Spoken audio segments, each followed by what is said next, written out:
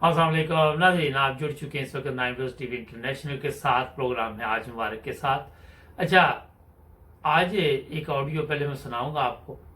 उसमें इनको कितनी फिक्र है, इनके ईमान इतने कमज़ोर है जी। दो बहनें अहमदी हो गई हैं और इनको मुसीबत पड़ी हुई है। इसके बाद दूसरे हिस्से में एक बड़ा अहम प्रोग्राम है, वो बताएंगे कि खिलाफत जो आज आप देख रहे हैं दुनिया में, मैं इस पर पहले प्रोग्राम किए मगर मुकम्मल एक रिपोर्ट आपके सामने पेश की जाएगी। और पहले ये सुनते हैं, इसमें कुछ बातचीत करते हैं। बात को खत्म करता हूँ कि किस तरह सादियानी हमारे स्कूलों में, बड़े बड़े अदारों में, कॉलेज में, यूनिवर्सिटीज में काम कर रहे हैं और हमारी नौजवान नस्ल का ईमान लूटा जा रहा है। हमारे लाहौर में गार्डन टाउन का एरिया है, गार्डन टाउन में एक कॉलेज है, उसका नाम है सेकेंड्स कॉलेज। इस कॉलेज के अंदर दो सखी बहनें थी सर, दोनों उस कॉलेज के अंदर ACCA कर रही थी। दोनों का प्रोफेसर जो कि कादरी था। अब कादरी हो और इसकी तबलीग न करे, ये नहीं होता, क्योंकि इनका मिशन है कि मुसलमानों का ईमान तबाह कर दिया जाए। उसका नाम था अमजद। उस प्रोफेसर ने दोनों बच्चियों को तबलीग की, करता गया। आखिरकार रिजल्ट ये निकला कि दोनों सगी बहनें उस कादरी ने नौजुबिल्लाह कादियानी कर ली। घर में पता चला, अब बरादरी में कोहराम मच गया। अब उनको होश आई। उनका बाप दोनों बच्चियों को लेके कभी कहा, कभी किसी मौलवी साहब के पास, कभी किसी मदरसे में, कभी कहा। 2 बार मेरे घर में लेके आए, 2-3 बार मैं उनके घर में गया। ये सारी किताबें, ये हवाले, ये रेफरेंसेस उनको दिखाए तो ये देखो, ये है कादियानियत का रियल फेस। लेकिन वो डर से मसला हुई।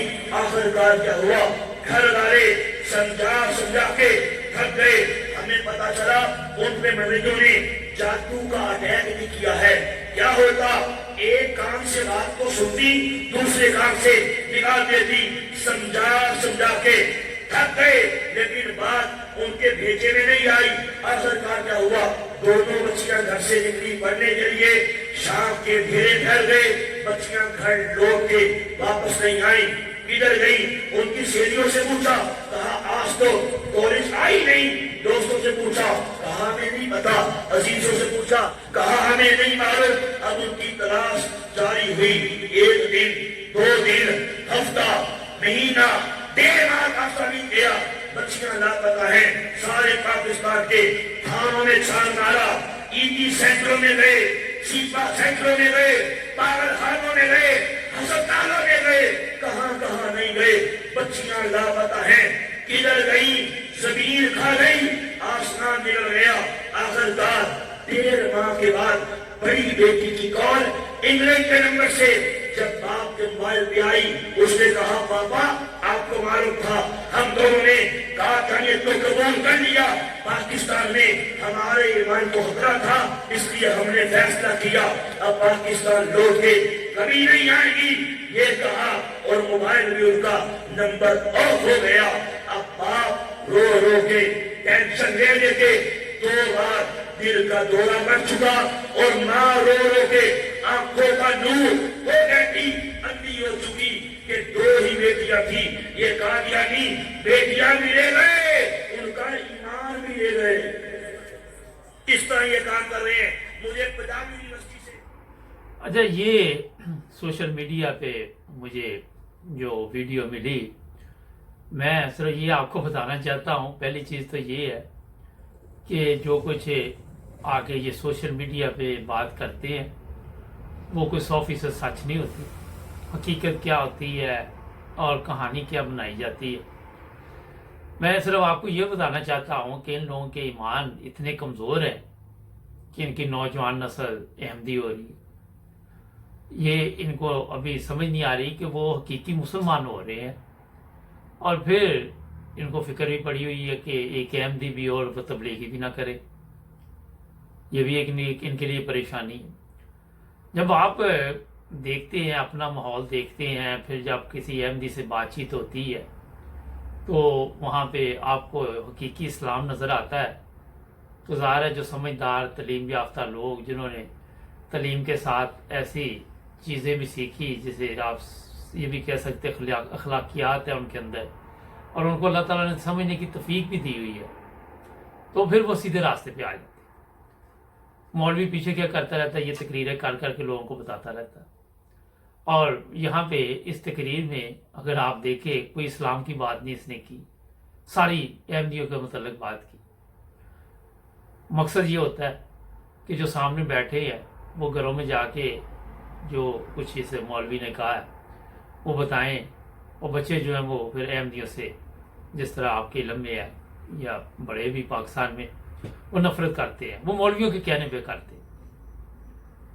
اب ایمان کی بات اگر کریں، میں چھوٹی سی آج ایک بات آپ کو یہ بھی بتا دیتا ہوں کہ ہر قسم کی محفل میں انسان جاتا ہے، اچھی محفل میں بھی کبھی چلا گیا، کبھی ایسی محفل میں بھی نہ جانا بھی چاہے تو کسی وقت موقع مل جاتا ہے، یا کوئی ایسا واقعہ پیش آ جاتا ہے۔ یورپ میں بھی لوگ رہتے ہیں، ترقی یافتہ ممالک میں بھی رہتے ہیں، مگر کبھی جو احمدی ہمارے مخلص ہیں ان کے ایمان کو تو کوئی فرق نہیں پڑا۔ آپ دیکھیں یہ علماء کتنے سالوں سے لگے ہوئے ہیں، ان کے ذہن میں ہے کہ ہم احمدیت کا پیچھا کر رہے ہیں، ہم احمدیت کو ختم کر دیں گے، مگر یہ خواب دیکھنا تو اچھی بات ہے، لیکن حقیقت اس میں کچھ بھی نہیں ہے۔ اب جو بچیوں کے یہ بات کر رہا ہے، مجھے نہیں علم مکمل اس کی کیا بات چیت ہے، وہ انگلینڈ کیسے آئی بھی یا یہ کہانی سنا رہا ہے، مگر میں آپ کو ایک چیز واضح طور پہ بتا دیتا ہوں کہ کسی کو لالچ نہیں دیا جاتا۔ اب اگر مثال لیں، پروفیسر وہ وہاں پہ پڑھا رہا ہے، بچیاں انگلینڈ پہنچ گئی، بچوں والی باتیں کئی دفعہ انسان کر جاتا ہے، تو اس لیے اس کا پتہ کریں گے تو پھر آپ کو بتائیں گے، ابھی تک ہمارے پاس یہ مکمل طور پہ رپورٹ نہیں ہے۔ اب میں یہ آپ کو بتا دیتا ہوں کہ یہ جو مرضی کر لے، علماء تقریریں کر لے یا کوئی بھی تکلیف احمدیوں کو دے، کچھ بھی کرے، یہ کامیاب نہیں ہو سکتے۔ وہ کامیاب اس لیے نہیں ہو سکتے، اور دوسری حصے میں یہ بھی بتاؤں گا کہ جو بندہ بھی اللہ تعالیٰ کی طرف سے بھیجا جاتا ہے اس کی مخالفت بھی ہوتی ہے۔ اب نبی پاک صلی اللہ علیہ وسلم کو بھی جادوگر بھی کہا گیا، آپ کو تکلیف بھی دی گئی، سب وہ حربے استعمال ان لوگوں نے کیے، کوئی موقع جانے نہیں دیا، جنگیں بھی ہوئی، کیا کیا نہیں ہوا ان کے دور میں، تو آخر فتح اسلام کی ہوئی۔ مگر بعد میں جو مسلمان آئے، اگر ان کے ذہن میں ہے کہ ہم کافی خود ہی یہ تقریروں میں کہتے ہیں مولوی نا کہ اسلام سے دور جا چکے، تو پھر آج ایک مسیح کی ضرورت تھی نا ان کو۔ اگر آپ یہ بھی مانتے ہیں اور دوسری طرف یہ بھی آپ ماننے کے لیے تیار نہیں ہیں، تو یہاں پہ آپ کو بڑا میرا یہی مشورہ ہے کہ یہ جو علماء تقریریں کرتے ہیں ان کے ساتھ ساتھ احمدیوں کے بھی پروگرام دیکھا کرے۔ سوشل میڈیا پہ ماشاءاللہ آج کل اللہ کے فضل سے کافی احمدی ہیں، ایکٹیو ہیں۔ پھر MTA پہ میں نے 12 دفعہ بتاتا رہتا ہوں پروگرام ہے، وہ دیکھا کرے۔ آپ کو حقیقی اسلام کا وہاں سے ہی پتہ چل جائے گا ان کی بات چیت سے۔ کالج جانے کی جو لوگ نہیں کالج یونیورسٹی جاتے وہ گھر بیٹھے بھی سیکھ سکتے ہیں۔ صرف سیکھنے کے لیے آپ کو تھوڑی سا یہ ہے کہ ٹائم نکالنا پڑے گا۔ اگر آپ ان علماء کی تقریریں سننے کے لیے پورا دن کا بیڑا گرک کر سکتے ہیں اپنا، تو میرا اگر 1-2 گھنٹے آپ صحیح جو حقیقی اسلام ہے ان کی بھی باتیں سنیں تو آپ کو دودھ کا دودھ اور پانی کا پانی نظر آ جائے گا۔ آپ علماء کو پیسے بھی دیتے، سب کچھ کرتے، اور یہ آپ کو دین بھی نہیں سکھاتے کیونکہ ان کو دین کا علم ہی نہیں۔ تو یہاں آپ کو MTA پہ اور دوسرے جو چینل ہیں وہاں پہ جو جس پہ سوشل میڈیا پہ احمدی آج کل ماشاءاللہ میں جس طرح بتایا تو فری میں آپ کو ملے گا سب کچھ، مولوی کو پیسے بھی نہیں دینے پڑیں گے، اور اسلام بھی آپ سیکھ جائیں گے۔ حقیقی مسلمان کون ہے آپ کو اس کا خود بھی پتہ چل جائے، اور آپ دیکھ لیں گے کہ جو اسلام کی خدمت یا تبلیغ کر رہے یا مالی قربانی کر رہے وہ صرف احمدی ہے۔ ناظرین، ایک خلافت کے اوپر ایک رپورٹ ہے، وہ میں پیش کروں گا آپ کی خدمت میں کیونکہ یہ بڑی ضروری ہے۔ ہمارے ساتھ جڑے ہیں، ہمارے چینل کو بھی کریں سبسکرائب۔ سنتے ہیں یہ رپورٹ بریک کے بعد۔ جی ناظرین، بریک کے بعد آپ کی خدمت دوبارہ حاضر، یہ سنتے ہیں ایک رپورٹ، پھر اس پہ بات بھی کریں گے۔ معزز سامعین، آج ہم دور خلافت ثالثہ کے زمانے میں اٹھنے والے ایک فتنے کا احوال بیان کرتے ہیں۔ اس کا پس منظر کیا تھا، آئیے دیکھتے ہیں۔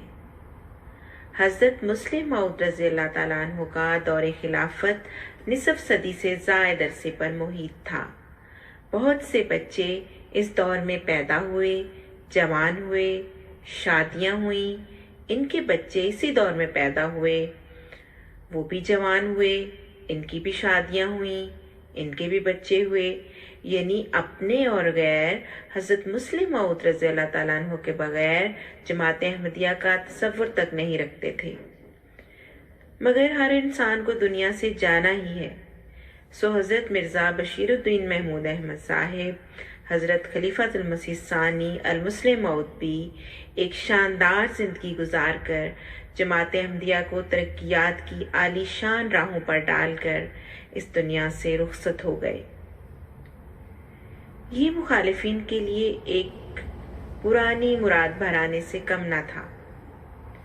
مخالفین کی امنگیں بھی جاگ اٹھیں۔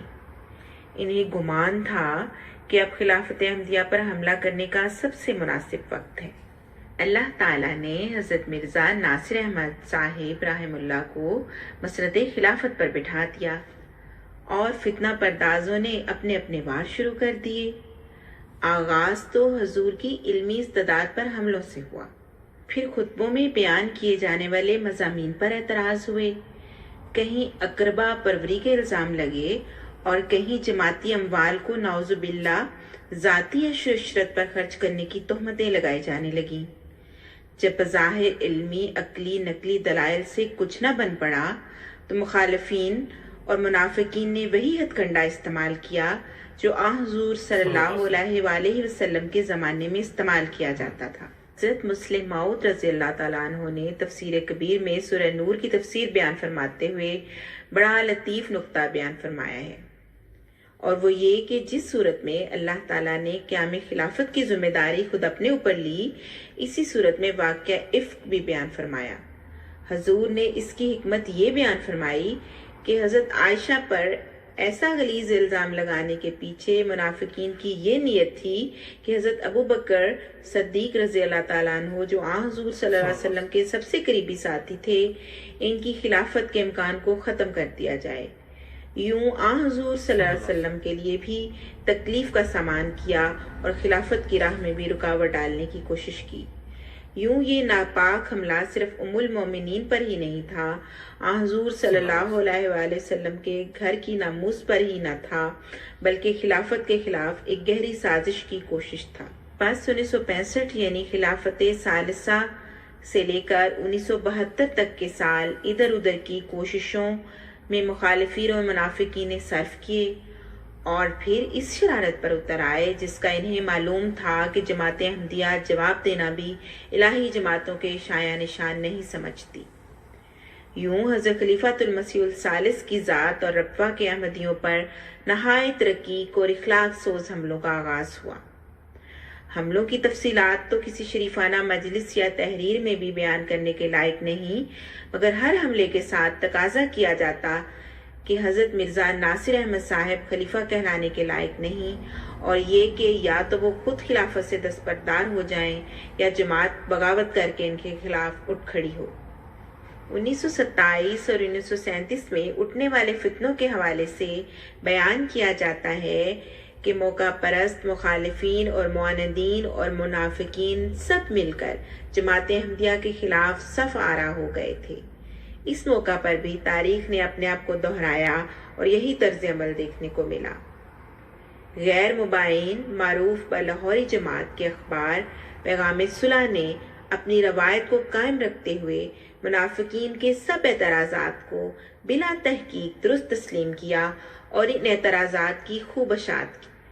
اس عرصے میں پیغام صلح کے شمارے خلافت ربوہ کی بطالت، خلافت ربوہ میں انتشار اور اس طرح کی سنسنی خیز سرخیاں جماتے رہے اور افراد جماعت کے دل میں شکوک و شبہات پیدا کرنے کی سر توڑ کوشش کرتے رہے۔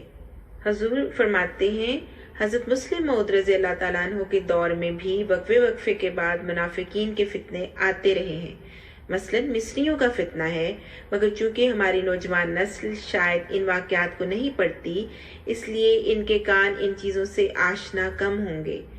फिर फखरुद्दीन मुल्तानी का फितना था। गर्ज इसी तरह के छोटे और बड़े फितने इसलिए आते रहते हैं कि हम सो न जाएं, क्योंकि अल्लाह ताला हमें बेदार और चौकस देखना चाहता है। इसके बाद जिन 7 एतराज़ात का ज़ोर के साथ पेश करती हूँ। एतराज़ नंबर 1, ये अजीब खलीफा है कि खुतबे में घोड़ों की बातें करता है। इस पर हुज़ूर ने फरमाया कि जब मैंने खुतबे में घोड़ों का जिक्र किया था जो कि खास तनाजुर में था, तो साथ ये भी कहा था कि हुज़ूर सल्लल्लाहु अलैहि वसल्लम और खुलफाए राशिदीन की तमाम इरशादात घोड़ों के बारे में यकजा किए जाएं। हुज़ूर ने एक कलमी नुस्खा उठाकर दिखाते हुए फरमाया कि ये एक कापी जिसे आप देख रहे हैं, मैंने इसका नाम किताबुल खील रखा है और ये पौने 400 सफ़ात पर मुश्तमिल है। इसमें अक्सर अकवार और इरशादात हज़रत रसूल करीम सल्लल्लाहु अलैहि वसल्लम के हैं। फरमाया, अगर रूहानी आसमान का बादशाह घोड़ों के मुतालिक इतना कुछ कहने के बावजूद रूहानी आसमान का बादशाह रहता है, तो इसका एक अदना खलीफा घोड़ों के मुतालिक तुम्हें चंद बातें कहता है, तो इसके मुतालिक ये एतराज़ कर देना कि जी ये अजीब खलीफा है, सरासर इफ्तरा परदाजी है। एतराज़ नंबर 2, तहरीक जदीद और वक्फ जदीद के चंदों के मसारिफ पर शकूक। हुज़ूर ने तहरीक जदीद और वक्फ जदीद दोनों तहरीकात के चंदाजात के मसारिफ मुख्तसरन बयान फरमाए, नीज़ इस एतराज़ की कुछ तफसील बयान फरमाई। फरमाया, फिर इसके मुतालिक जो मिसाल दी गई वो भी सुनने वाली है। कहने वाले ने कहा कि देखो मियाँ, ताहिर अहमद को कराची जाना हो तो वो जहाज़ पर सफ़र करते हैं, और तहरीक जदीद के जो मुबल्लिग वतन से बाहर जाते हैं, इनको ये सहूलत मुयस्सर नहीं।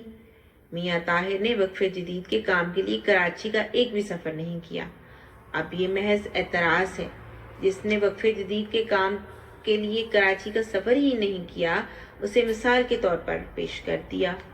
हुज़ूर ने फरमाया, जब एक हफ्ते या अशरे महीने बाद कोई ना कोई मुबल्लिग बैरून मुल्क तबलीग के लिए रवाना होता है, तो सभी बजरिया हवाई जहाज सफ़र करते हैं। सो आधी बात को छुपा कर एतराज़ कर दिया। फरमाया, अब जिस आदमी के कान में ये बात पड़ेगी कि मियाँ ताहिर हवाई जहाज से कराची गए और हमारे बाहर जाने वाले मुबल्लिग हवाई जहाज से नहीं जाते, तो वो ना सही मगर हमारे कम उम्र बच्चे जिन्हें पता नहीं, वो कहेंगे कि ये क्या बात हुई। यूँ हुज़ूर ने ये भी बयान फरमा दिया कि मुनाफिकीन का असल हदफ नौजवान नस्ल होती है, जिनके जहन को आलूदा करने की कोशिश की जाती है। इसके बाद तीसरा एतराज़ कि तमाम जमाती उहदों पर ख़ानदान हज़रत मसीह मौद के अफराद को बिठाया जाता है, का जवाब देते हुए फरमाया, ये सिर्फ खिलाफत सालिसा पर ही एतराज़ नहीं, मुनाफिकीन ये एतराज़ खिलाफत सानिया पर भी करते रहे हैं। फिर हुज़ूर ने तकरीबन सब सिगाजात का जिक्र फरमाया और बताया कि बहुत से नाज़िर और अफसरान सीगा हज़रत मसीह मौद अलैहिस्सलाम के ख़ानदान से नहीं हैं। फिर फरमाया, बस एक और झूठी बात को आंखें बंद करके मुंह से निकाल देना और अपनी हमाकत से ये समझना कि दुनिया तुम्हें देखेगी नहीं, या दुनिया तुम्हारी शरारत को समझेगी नहीं, या दुनिया समझने के बावजूद तुम्हें कुछ कहेगी नहीं, तो ये तुम्हारी सरासर जहालत है। लेकिन तुम ये कैसे समझ लेते हो कि तुम खुदा ताला से अपनी हरकतों को छुपा लोगे और इसके गजब से बच जाओगे। चौथा एतराज़ कि खलीफा खुदा नहीं बल्कि इंसान बनाते हैं कि एतराज़ पर हुज़ूर ने फरमाया, यही एतराज़ हज़रत खलीफा अव्वल पर किया गया, यही एतराज़ हज़रत खलीफा सानी पर किया गया, और आज यही एतराज़ मुझ पर किया जा रहा है। इसके बाद हुज़ूर ने हज़रत खलीफातुल मसीह अव्वल के इंतखाब का अहवाल बयान फरमाया और खिलाफत सानिया के इंतखाब के वक़्त उठने वाले फितने का जिक्र फरमाया, और फिर खिलाफत सालिसा के इंतखाब का जिक्र फरमाया कि किस तरह हज़रत मुस्लिम मौद की मुकर्रर करदा इंतखाब खिलाफत कमेटी के ज़रिए इंतखाब अमल में आया और अल्लाह ताला ने ये ज़िम्मेदारी हुज़ूर पर डाल दी। हुज़ूर ने फरमाया اس اعتراض کا جواب کہ خلیفہ خدا نہیں بلکہ انسان بناتے ہیں، حضرت خلیفۃ المسیح اول نے یوں بیان فرمایا، جو خلافت کی بحث تم چھیڑتے ہو تو یہ خدا سے شکوہ کرنا چاہیے۔ بھیرا کا رہنے والا خلیفہ ہو گیا۔ کوئی کہتا ہے خلیفہ کرتا ہی کیا ہے، لڑکوں کو پڑھاتا ہے، کوئی کہتا ہے کتابوں کا عشق ہے، اسی میں مبتلا رہتا ہے۔ ہزار نالائکیاں مجھ پر تھوپو، مجھ پر نہیں یہ خدا پر لگیں گی جس نے مجھے خلیفہ بنایا۔ اور جہاں تک خلیفہ وقت کے الاؤنس کی بات تھی، حضور نے فرمایا کہ مجھے انجمن کی ایک پائی کی بھی ضرورت نہیں۔ خلافت احمدیہ سے اللہ تعالیٰ کا وعدہ ہے کہ میں تینوں اینا دیاں گا کہ تو رج جائیں گا۔ حضور نے فرمایا کہ انتظامی اعتبار سے شورا کی ایک تجویز کو قبول کر لینا اور بات ہے، آئندہ خلفاء کے لیے کوئی تنگی پیدا نہ کر دینے کے لیے الاؤنس کی گنجائش رکھنا اور بات ہے، مگر میں جماعت سے لیتا کچھ نہیں، صرف جماعت پر خرچ کرتا ہوں، جس کی تفصیل میں جانے سے قرآن میں بیان فرمودہ سرن کی تعلیم مانے ہے۔ حضور نے فرمایا، منافق نے یہ کہا ہے کہ میں لامحدود ذرائع کا مالک ہوں۔ میں کہتا ہوں یہ فکرہ تم نے سچ کہا ہے، میں لامحدود ذرائع آمد کا اس لیے مالک ہوں کہ جو دنیا کی ساری دولتوں اور خزانوں کا مالک ہے، اس نے مجھے فرمایا ہے کہ تینوں انا دواں گا کہ تو رج جائیں گا، اس لیے میں لامحدود ذرائع کا مالک ہوں۔ فتنے کا انجام اور جماعت کا مسلسل ترقی کی راہوں پر گامزن رہنا۔ حضرت خلیفۃ المسیح الثالث نے یوں اس فتنے کا تمام احوال کھول کر جماعت کے سامنے بیان فرمایا، فتنہ پردازوں کو تنبیہ بھی کر دی کہ جس خلافت کے گرد خدا تعالیٰ کی مدد اور اس کی نصرت پہرا دے رہی ہے، اس خلافت کے گلے پر تو تمہاری لات اگر پڑے گی تو تمہاری ہڈیاں بھی اس طرح چور چور ہو جائیں گی کہ اس کے ذرے دنیا کو نظر نہیں آئیں گے۔ بس اس فتنے کا انجام بھی وہی ہوا جو خدا کی جماعتوں کے خلاف اٹھنے والے فتنوں کا ہوا کرتا ہے، وہی انجام جو جماعت احمدیہ کے خلاف اٹھنے والے ہر فتنے کا ہمیشہ ہوا ہے۔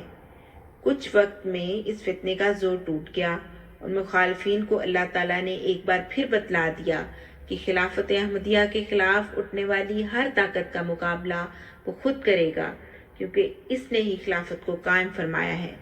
اختتام کرتے ہیں حضرت خلیفۃ المسیح الثالث کے الفاظ پر جو آپ نے فتنہ پردازوں کو مخاطب کر کے جماعت افراد کے متعلق فرماتے ہیں، اے جاہلو، تم نے ان کو نہیں پہچانا، تمہاری نگاہیں ان کی نبض پر نہیں ہیں، تم نہیں جانتے کہ وہ کس مٹی سے بنے ہیں، تمہیں کیا پتا کہ وہ خدا کے اس شیر کو ماننے والے ہیں جس نے ساری دنیا کی مخالفتوں کے باوجود یہ اعلان کیا تھا کہ میری فطرت میں ناکامی کا خمیر نہیں ہے۔ بس احمدیوں کی فطرت میں بھی ناکامی کا خمیر نہیں ہے۔ ان کے کانوں میں تمہاری آواز تو گیدڑ کی اس آواز سے بھی زیادہ حقیر نظر آئے گی جو کبھی کبھی رات کے وقت ہمارے کانوں میں آتی ہے۔ بزدل اور منافق ناظرین، یہ ایک رپورٹ آپ کی خدمت میں اس لیے پیش کی جس طرح تھوڑا سا میں بھی بتا دیتا ہوں کہ حضرت مرزا طاہر احمد صاحب کو میں نے اتنی سادہ زندگی گزارتے دیکھا کہ میں سوچ بھی نہیں سکتا تھا۔ ایک دفعہ ایک جنازہ ہمارے محلے سے جا رہا تھا بشتی مقبرہ، تو حضور ایک سائیکل پہ آئے اور نارمل سی میرا خیال وہ سائیکل تھی، مجھے آج بھی یاد ہے وہ میرا بہت عرصہ گزر گیا، اس وقت ابھی خلیفہ نہیں بنے تھے، اور سادہ کپڑے شلوار قمیض پہننا ہوا، تو کافی لوگ آگے بڑھے، کسی نے سائیکل پکڑ لیا، کوئی ملنے لگا، تو میں حیران تھا کہ اتنا سادہ انسان، میں خود سوچ میں پڑا رہا اور آج تک میں سوچتا ہوں یہ چیز۔ پھر خدا تعالیٰ کے فضلوں کی بارش کی بات کریں، آج میں بھی ان میں شامل ہوں اور بھی احمدی شامل ہیں، یہ دیکھیں کہ کتنے اللہ تعالیٰ کے فضل ہیں احمدیوں کے اوپر۔